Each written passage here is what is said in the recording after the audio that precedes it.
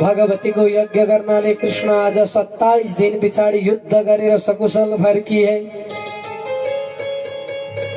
शौनकादि 88,000 ऋषिहरूलाई सुतजी महाराजले सुनाउँदै हुनुहुन्छ। हरिचरितमिदं यत् कीर्तितं दुर्यशो गुणम् पठति विमल भक्त्या शुद्ध चित्त शृणोति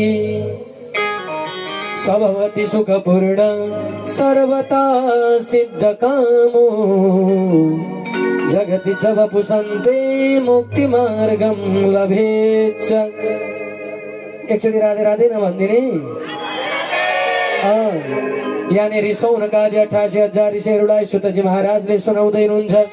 त्यो समयमा नन्द बाबाले भन्नुभयो हरिचरित इदं यत् यत् भनेको जुन हरिचरितम भगवान हरिको अथवा भगवतीको चरित्रहरू इदम यो चरित्रहरू दुर्यशो घ्नम अत्यन्त दुरीय छ टाढा छ। यदि यो दिव्य चरित्रहरू यो कथाहरू यो यज्ञहरू पाइयो भने यशो घ्नम संसारभरि यसै यस प्राप्ति हुन्छ र घ्नम पापहरू सबै नष्ट भएर जान्छन्। पठति विमल भक्त्या शुद्ध चित्त शृणोति।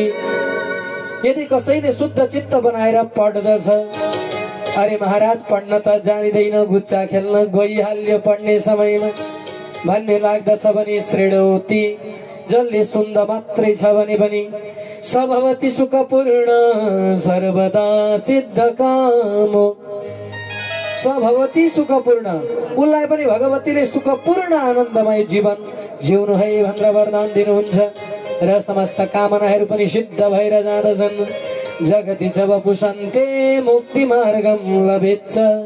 भक्तजन अन्तिममा हामीलाई के चाहिएको छ भन्नुहोस् त? मुक्ति।